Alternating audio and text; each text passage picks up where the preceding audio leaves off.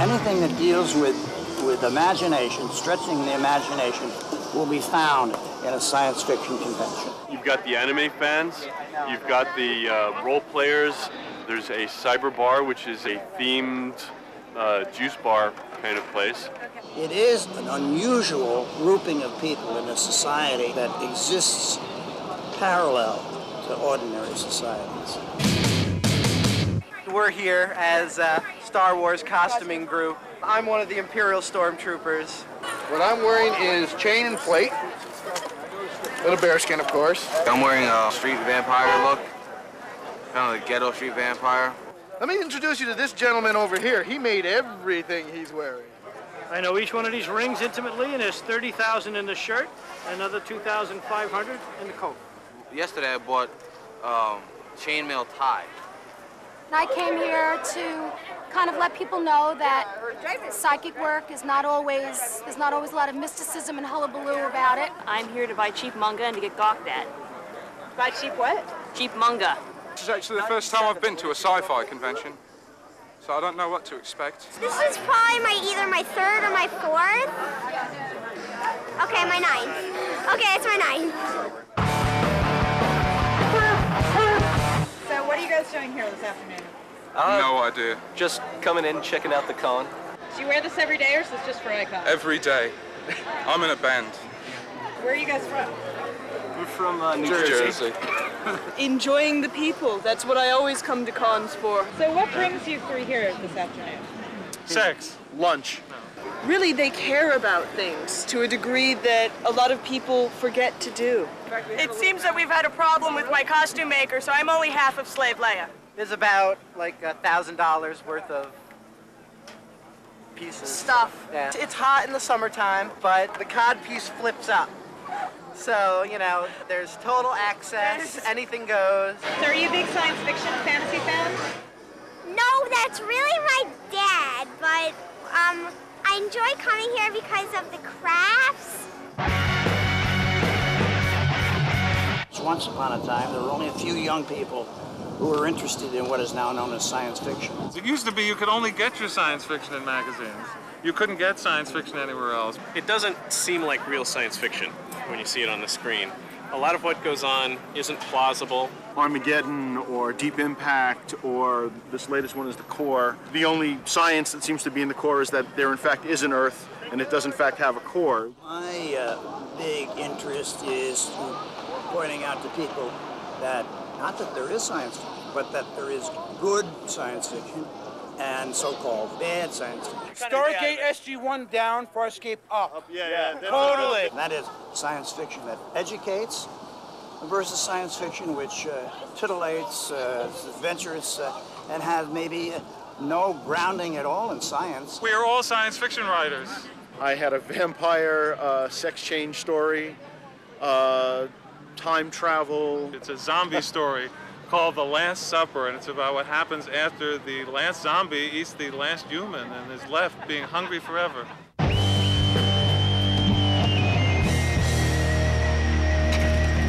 Society for Creative Anachronism, a non-profit educational organization dedicated to studying and recreating the fun parts of the Middle Ages. My family didn't really know what I did for a while. They didn't know what I was doing for about 2 years. My mom seems to tolerate it. My family prefers not to discuss it. As an Italian Renaissance lady, this is my focus. But I do other things, Star Trek. You do Star Trek stuff too? My Star Trek persona is a Klingon. I've been a professional psychic for over 20 years. She's read my brother, she's read my father. It's a gift that everybody has. It's just that a lot of people are really born into this life with the notion that it doesn't exist, or that it's false, or it's a lie, or they tune it out. She helped my brother pass his bar exam by telling him terms that he needed to study.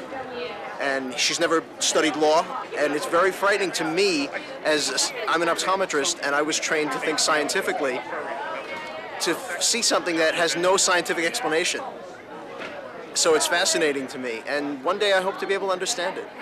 I am a puka. I am from a game called Changeling the Dreaming. Pukas take an animal affinity, and my animal affinity is a dog. Pukas speak in riddles and lies. They hold the deep sadness. So what they do is they they always are happy to people because they don't want to show how sad they actually are inside.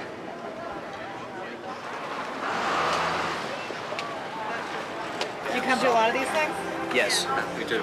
What's the best one you've ever been to? Anthrocon 2002. What's Anthrocon? It's a furry convention. Are there a lot of kids here? No, not regularly, because some things are kind of inappropriate here. What do you think of the furries? The furries.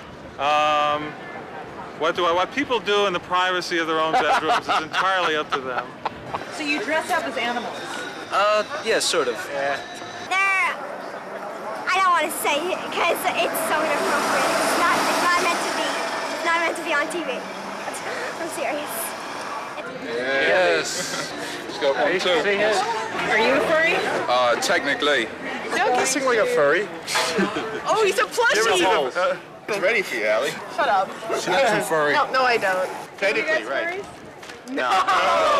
See, we're fucking crazy, but those people are just... It's about people who identify with animals or just find them special in some way. Animalistic humans. And I guess it's a lot of cat lovers. Like my name is London Fox. I team up mostly with foxes. This microphone? This is like a furry. But you have to be sexually attracted to it. And there's no point. It's not true at all. No, a lot of people are really offended by that. They will dress up. You know those giant Disney mascots, like the big Donald Ducks? They'd have sex with that, and they'd enjoy it. Don't you dress up as like a cat? Sometimes. She's a quasi-furry. Not very many of us actually behave that way. It's all about sex. That's such a lie. Everything is about sex. I mean, it's a part of it, but... It's like it's a part of anything, you know? Yeah. I mean, you can walk around wearing a dog suit and have sex. You can walk around wearing a dress and have sex. You can walk around and do anything. Sex is everywhere. It's ugly. It's a very nice place here. Don't get me wrong about the inappropriateness, but it's just some things aren't just made for kids here over here.